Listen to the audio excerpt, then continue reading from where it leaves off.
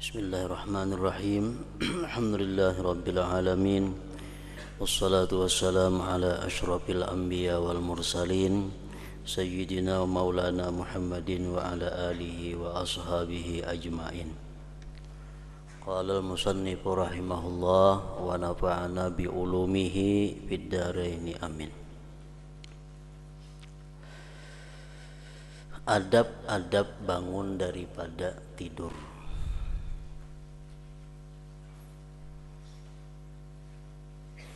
Adab-adab aturan-aturan agama bangun daripada guring. Perlu kita ketahui bahwa guring itu ada berbagai macam hukum terkandung di dalamnya. Ada guring itu hukumnya sunat, yaitu yang disebut dengan qailulah. Guring hukumnya berpahala apabila guring itu waktunya sekitar pukul 11 sampai jam 12 siang. Itu disebut ngarannya naumul qailulah. Karena guring pada saat itu adalah untuk memudahkan dan membantu untuk beribadah di tengah malam. Ada guring nang hukumnya makruh, seperti guring imbah sembahyang subuh, guring imbah sembahyang asar,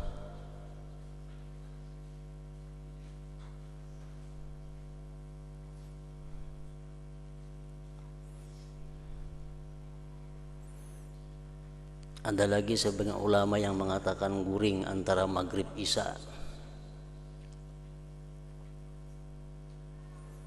Nah, guring-guring yang seperti itu waktu dimakruhkan karena mengakibatkan sesuatu yang tidak baik.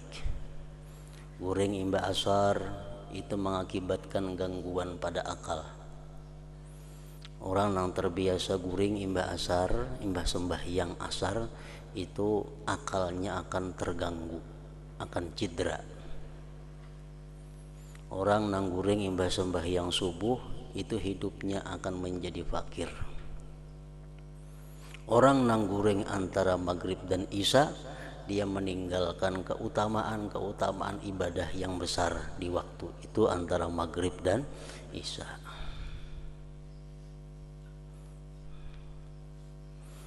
Ada lagi guring hukumnya haram. Guring nang hukumnya haram itu adalah guring di waktu masuk sembahyang dan inya kada yakin bangun di dalam waktunya. Umpamanya jam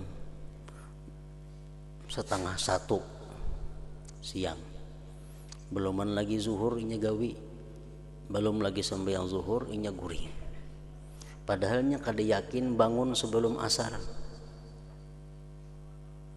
Bisa-bisa bangun kena pukul 3:30 atau pukul 4, maka zuhur belum digawinya. Nah, guring seperti ini adalah hukumnya haram.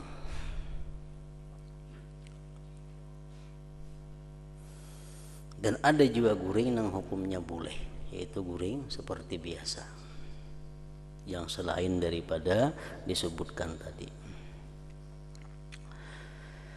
Hendaklah engkau berusaha supaya dapat bangun dari tidur sebelum terbit fajar, sebelum azan subuh artinya. Berusaha bahwa bangun guring itu sebelum orang azan subuh. Dan hendaklah zikrullah yang mendahului segala sesuatu. Hendaklah begitu bangun guring, yang pertama diingat, yang pertama diucap adalah Allah Subhanahu wa ta'ala.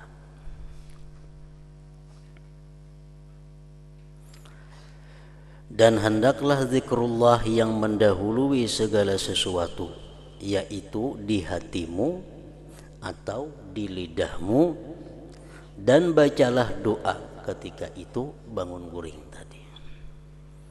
Sebagaimana kita menutup jaga kita dengan doa, dengan zikrullah, bangun daripada guring pun hendaknya kita mulai dengan zikrullah.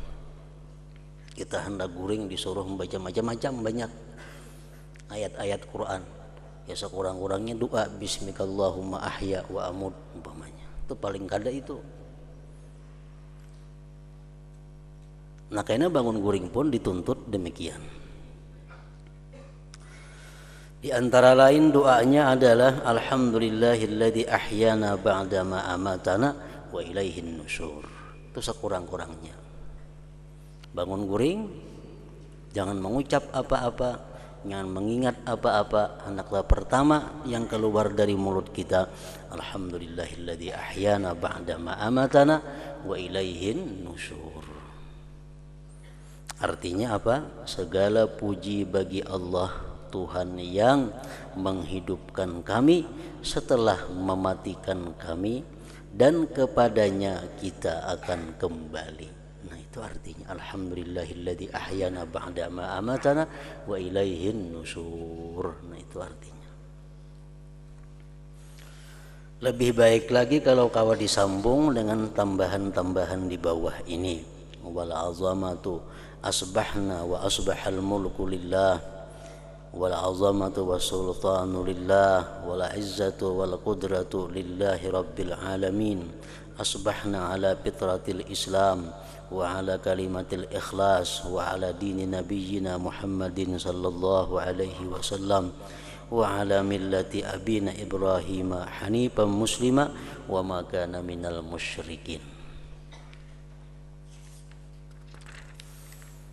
Artinya telah berpagi-pagi kami dan telah berpagi-pagi segala kerajaan itu bagi Allah. Segala keagungan dan kerajaan itu bagi Allah. Segala kemegahan dan segala kekuasaan hanya bagi Allah, Tuhan sekalian alam. Telah berpagi-pagi kami atas keadaan fitrah Islam dan kalimat ikhlas, dan di atas agama Nabi kami Muhammad sallallahu alaihi wasallam, dan atas millah agama Nabi Ibrahim alaihi salam, yang selalu dalam keadaan condong kepada Islam dan membenci agama yang lain. Dan bukanlah Nabi Ibrahim itu seorang yang musyrik. Allahumma inna nas'aluka an tab'athana fi hadzal yaumi ila kulli khair wa na'udzubika an najtariha fihi su'a aw najurruhu ila muslim. Allahumma bika asbahna wa bika amsayna wa bika nahya wa bika namut wa ilaikan nusyur wa nas'aluka khaira hadzal yaum wa khaira ma fihi wa na'udzubika min syarri hadzal yaum wa syarra ma fihi. Itu bacaan doa sesudah bangun guring nang sepanjangnya. Wahai Tuhan, kami meminta kepadamu supaya Engkau bangunkan kami pada hari ini untuk dapat melakukan segala kebaikan, dan kami berlindung denganmu daripada melakukan sebarang kejahatan atau mengenakannya kepada orang Islam yang lain. Ya Allah, denganmu kami berpagi-pagi, dan denganmu kami berpetang-petang, dan denganmu kami hidup, dan denganmu kami mati, dan kepadamu kami akan dikembalikan. Kami memohon kepadamu akan kebaikan hari ini dan segala kebaikan yang ada di dalamnya, dan kami berlindung denganmu daripada kejahatan hari ini dan segala kejahatan yang ada di dalamnya. Nah, itu makna daripada doa yang dibaca tadi. Apabila engkau memakai pakaianmu, maka hendaklah engkau niatkan dengannya menjunjung perintah Allah pada menutup auratmu. bangun guring, habis bacaan ini kita pasti mengambil pakaian. Nah, mengenakan pakaian itu supaya dapat pahala, berniat menjunjung perintah Allah Subhanahu wa taala untuk menutup aurat. Nah, jadi berpakaian, betapi berbaju dapat pahala. Karena niatnya adalah menjunjung perintah Allah. Dan janganlah engkau berniat dengan berpakaian itu untuk menunjuk-nunjuk kepada makhluk, untuk riya kepada makhluk artinya. Kalau begitu engkau akan mendapat kerugian.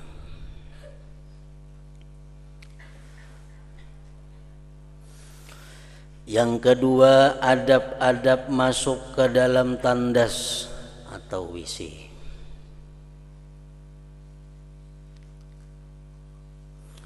Apabila engkau mau masuk ke dalam tandas untuk menunaikan hajatmu, maka dahulukanlah kakimu yang kiri.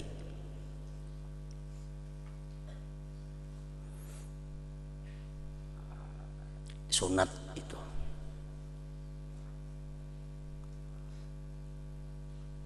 Dan hikmahnya adalah membawa kepada hidup kaya. Orang yang terbiasa masuk jamban itu batis kiri berdahulu, itu hidupnya kada akan sengsara. Apabila engkau mau masuk ke dalam jamban tandas untuk menunaikan hajatmu, maka dahulukanlah kakimu yang kiri.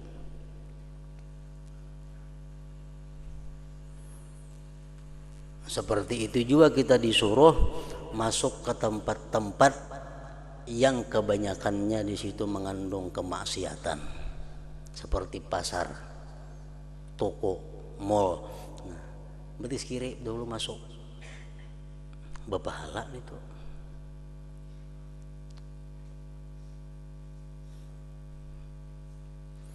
Dan dahulukan pula kakimu yang kanan ketika engkau keluar daripadanya. Pepalingan masjid, pepalingan majelis taklim, pepalingan daripada rumah-rumah ulama. Kalau kita masuk, pepalingannya WC berdahulu batis kanan, karena keluar berdahulu batis kiri. Kalau jamban berdahulu kiri masuk, keluar berdahulu kanan.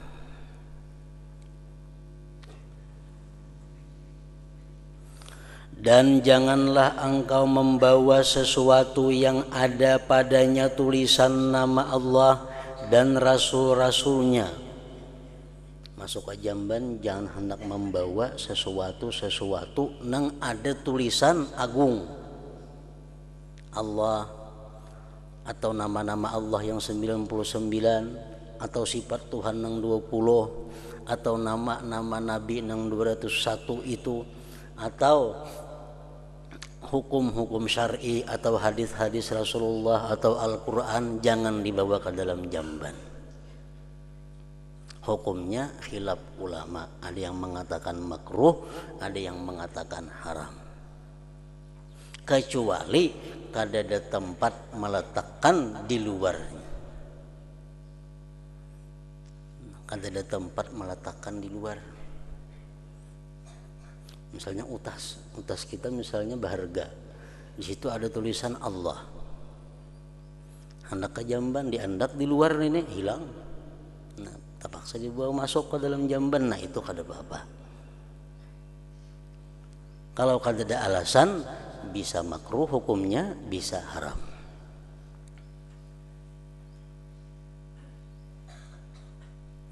Dan jangan pula masuk ke dalam tandas dengan keadaan tidak menutup kepala. Sunat. Di dalam WC disediakan kupiah khusus WC. Jadi masuk ke jamban berkupiah. Atau tidak berkasut, kada bersandal. Jangan juga, artinya mesti memakai sandal.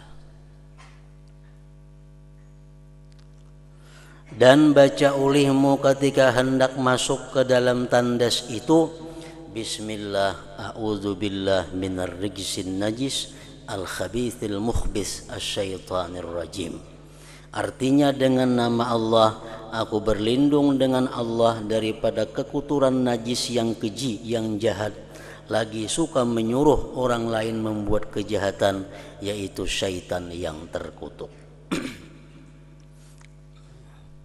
Berbeda dengan nang biasa kita baca. Nang biasa kita baca itu sudah cukup aja. Bismillah, Allahumma inni a'udzubika minal khubuthi wal khaba'is. Nah, itu cukup. Cuma di kitab sini nang ini bacaannya, di kitab lain yang macam nang biasa kita itu. Nang penting masuk ke dalam jamban itu, sebelumnya kita masuk, kita berdoa kepada Allah agar dilindungi daripada kejahatan-kejahatan syaitan yang terkutuk. Kenapa? Karena di dalam jamban itu termasuk di antara sekian rumah syaitan.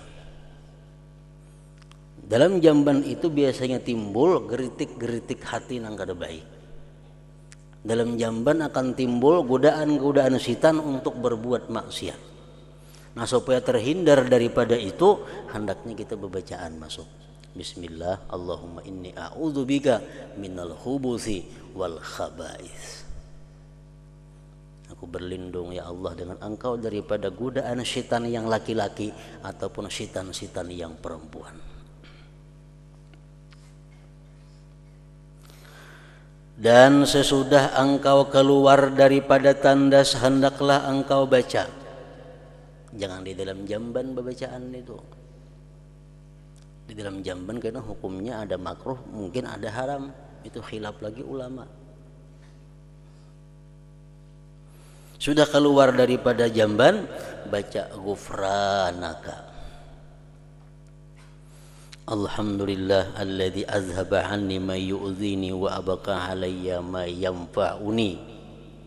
Artinya, ya Allah, berikan keampunan kepadaku. Segala puji bagi Allah yang menghilangkan daripadaku barang yang menyakiti aku dan mengekalkan di dalam badanku barang yang memberi manfaat akan daku.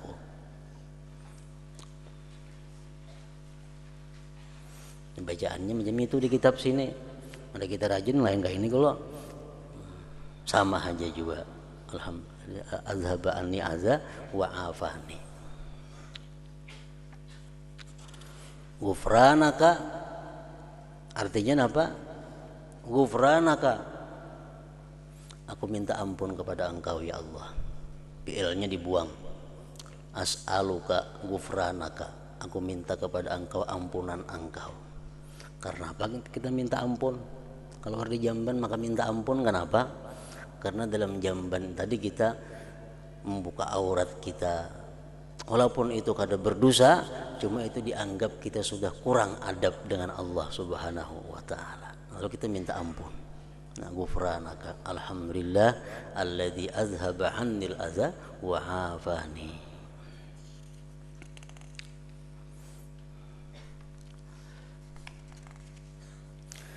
Dan sebaiknya hendaklah engkau siapkan segala yang engkau perlukan untuk beristinja itu sebelum engkau qadha hajat. Itu sudah nyata. Sebelum kita masuk jamban, siapkan dulu banyunya, segala macamnya. Jangan tuntung cari banyu kena abut. Jadi punya ada keran dibuka dulu kerannya, bebanyu kada. Bila kada bebanyu kerannya, mencari banyu dahulu hanyar.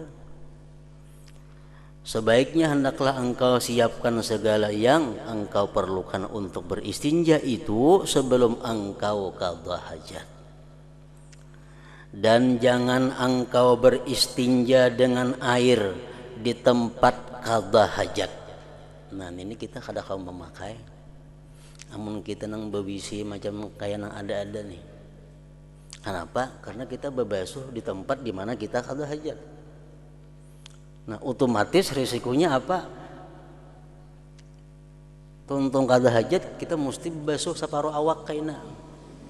Kenapa? Karena jelas sudah ada percikan-percikan najis nang tabulik ke tubuh kita.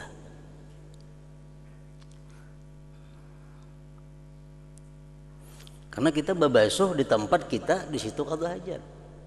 Nah musim jakanya kawa itu kita itu babasuh di lain tempat qada hajat.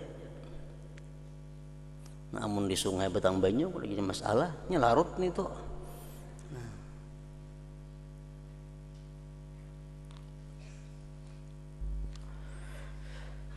Nah jadi amun WC macam kita ini tuntung kita qada hajat kita kada wani kada babasuh karena kada aman daripada percikan najis.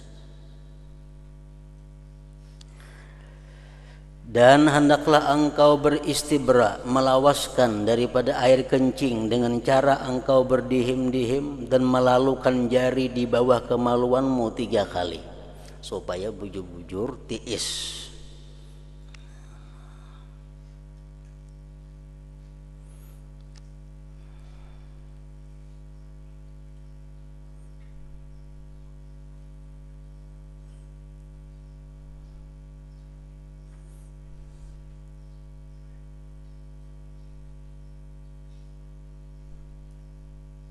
Istinja hukumnya ada 3 macam hukum.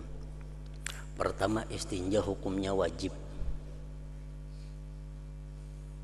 Seperti orang bakameh atau bahira, itu wajib. Ada istinja nang sunat, seperti orang yang keluar mani, karena itu kada najis. Sunat saja inya babasuh. Ada istinja nang makruh, bakantut babasuh, itu makruh.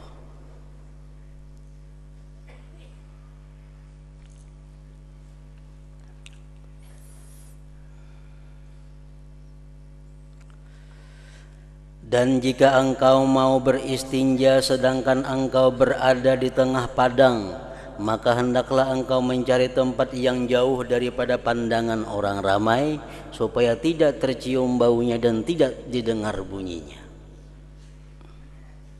Dan hendaklah engkau menghadap kepada sesuatu yang dapat engkau jadikan dinding di hadapanmu. Dan janganlah engkau membuka auratmu sebelum engkau sampai ke tempat duduk. Dan jangan engkau menghadap ke arah kiblat matahari dan bulan. Dan janganlah pula engkau membelakangkan yang demikian itu. Dan janganlah engkau qada hajat di dalam air yang tenang. Macam di kolam tuh, bakamis itu kada boleh. Walaupun banyunya lebih pada 2 kulah. Kecuali banyunya itu melaut. Macam danau di Baruh Bahino tuh ada banyak ada mengalir kalau situ baruh ngarannya bakamis itu kada apa karena banyunya saling banyakan. Mun di kolam kita sini kada boleh walaupun lebih 2 kulah cuma halus masih belum melaut ngarannya itu. Amun banyunya nang kurang 2 kulah haram dikamihi. Kenapa? Membuat banyu menjadi najis.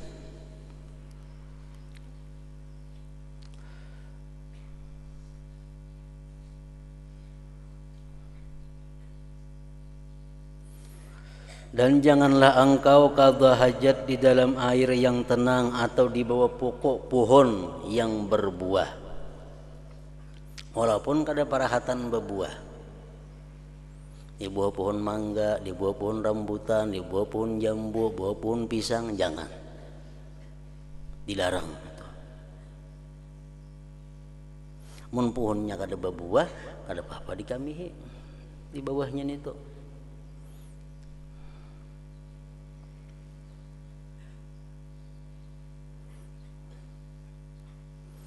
Dan jangan pula di dalam lubang. Biasa di padang pasir atau di tanah-tanah hutan tuh ada lubang-lubang di tanah. Itu merupakan rumahnya syaitan, jin. Jangan dikamihi situ. Itu bisa membahayakan kepada kita nang bakami. Dan jauhilah daripada kencing di tanah yang keras atau di tempat yang bertiup angin, karena ditakuti akan terkena percikannya.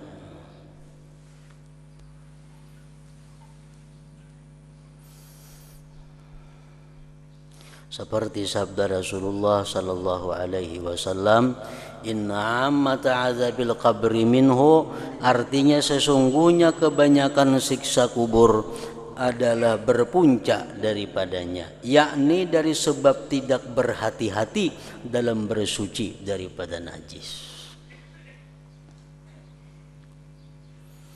Jadi istinja kita mesti di panangahan andaknya, iktisad artinya itu nang bujur. Jangan sampai ifrat atau tafrid. Tafrid pembarang kami, kada hati-hati itu berbahaya. Karena kebanyakan azab kubur dari situ timbulnya. Makami itu pembarang. Kada tahu percikannya kemana-mana, kada tahu nang makami habis. Nah, itu tafrid ngarannya. Dan jangan sampai juga ifrat. Ifrat itu melampau batas. Ini waswis kena jadinya. Bakami nang musnya banyu cukup setengah liter, nya 2-3 gayung bebasuh.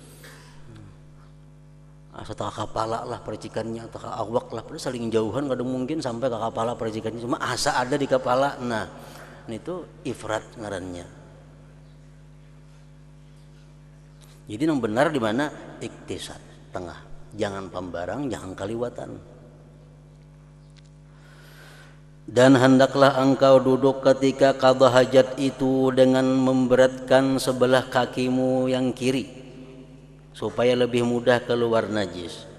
Jadi waktu kita duduk qada hajat itu, batis kiri nang berperan menopang awak, menopang tubuh, beratakan ke sebelah batis kiri supaya mudah, supaya lakas keluar najis. Dan janganlah engkau kencing di dalam keadaan berdiri kecuali ketika darurat. Dan himpunkanlah di dalam istinja itu antara menggunakan batu, boleh diganti dengan kertas tisu, dan air.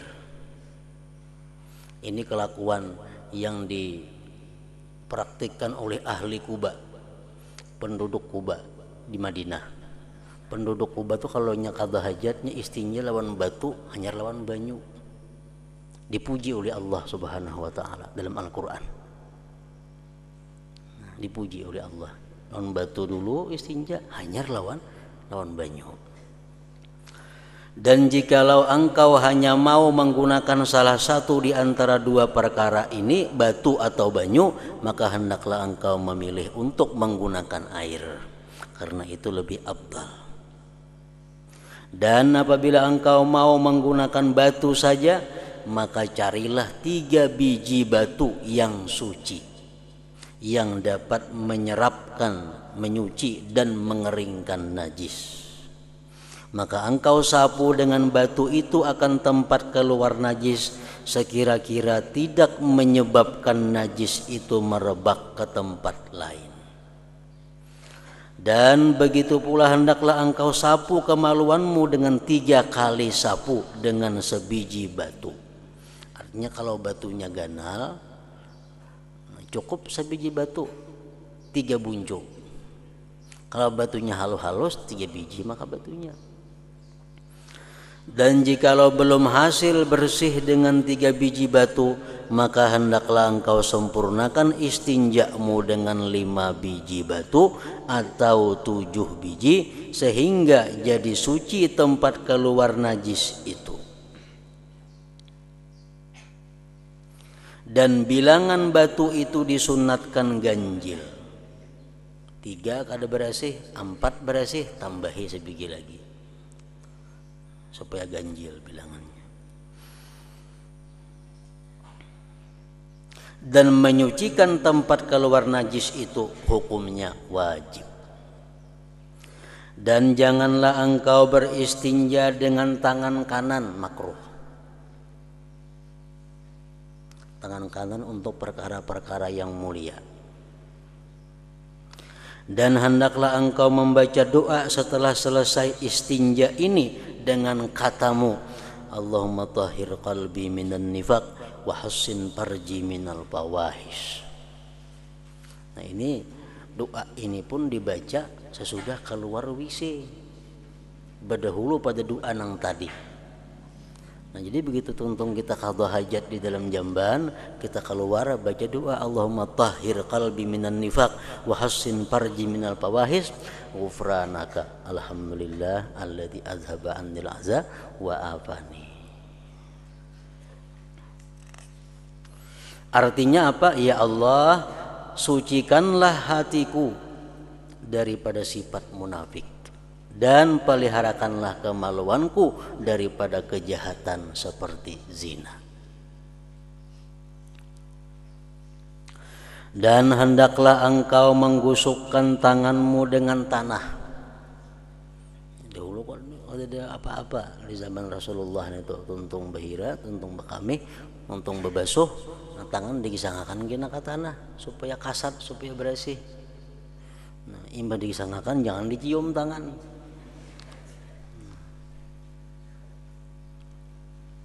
Jadi mencium tangan imbah bebasuh itu kada disuruh dan kada dianjurkan. Metuntung bebasuh besabun habis lagi jangan dicium tangan seorang. Dan hendaklah engkau menggusukkan tanganmu dengan tanah atau dinding nang kasat, atau dengan sabun. Wah ini lawan sabun. Setelah selesai daripada istinja, kemudian lalu engkau membasuh akan tanganmu itu. Nah, hingga situ dulu. Yang ketiga, adab-adab mengenai berwudu, mengambil air sembahyang. Kayak apa cara supaya wudu itu menjadi wudu yang sempurna sesuai dengan perintah Nabi, asbighil wudu, sempurnakan wudu. Kayak apa cara-cara supaya dapat wudu yang sempurna? Nah, mesti memakai adab-adabnya. Ila hadratin Nabi sallallahu alaihi wasallam. Al-Fatihah. Bismillahirrahmanirrahim. Iyyaka na'budu wa iyyaka nasta'in. Ihdinas siratal mustaqim. Bismillahirrahmanirrahim. Alhamdulillah rabbil alamin. Wa shalli wa sallim ala sayyidina Muhammad wa alihi wa sahbihi ajma'in. Allahumma ighfir lana ma akhta'na wa ma tahammadna wa ma asrarna wa ma a'lanna wa ma asrafna wa ma anta a'lam bihi minna. Antal muqaddim wa antal muakhir, la ilaha illa anta. Allahumma ja'al jam'ana hadha jam'an maghfura wa tafarruqana min ba'di tafarruqan ma'suma. Sallallahu ala sayyidina Muhammad wa alihi wa sallam.